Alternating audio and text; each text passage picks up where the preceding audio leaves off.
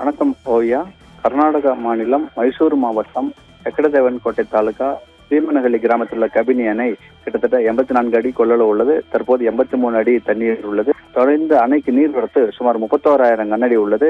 இந்த கேரள மாநிலம் வயநாடு மற்றும் மேற்கு தொடர்ச்சி மலையின் கிழக்கு சரிவில் கனமழை பெய்து கொண்டிருப்பதால் தொடர்ந்து நீர்வரத்து அதிகரித்துக் கொண்டிருக்கிறது. அணையின் பாதுகாப்பு கருதி தற்போது கபினி அணையிலிருந்து கபிலா என்ற ஆறு மூலம் சுமார் 27,000 கனஅடி தண்ணீர் திறந்து விடப்பட்டுள்ளது. இதனால் இந்த மைசூர் அருகே உள்ள நஞ்சன்கூடு நகரத்தில் உள்ள பல்வேறு பகுதிகள் தற்போது வெள்ளக்காடாக காட்சியளிக்கின்றன. பல்வேறு சிறு சிறு கோவில்கள் வெள்ளத்தில் மூழ்கியுள்ளன. தொடர்ந்து இந்த கபிலா ஆறு டி நரசிபுரா என்ற இடத்தில் காவிரி ஆற்றில் கலக்கிறது. தொடர்ந்து 27,000 கனஅடி என்பது மேலும் அதிகரிக்க வாய்ப்புள்ளது. ஏனென்றால் நீர்வரத்து அதிகரித்துள்ளது.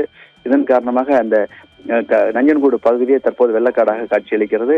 இதேபோல் இந்த சிவமோகா, ஹாசன் உள்ளிட்ட அந்த மலைநாடு பகுதியில் கனமழை பெய்து வருவதால் கிருஷ்ணராஜசாகர் அணைக்கும் நீர்வரத்து அதிகரித்துள்ளது.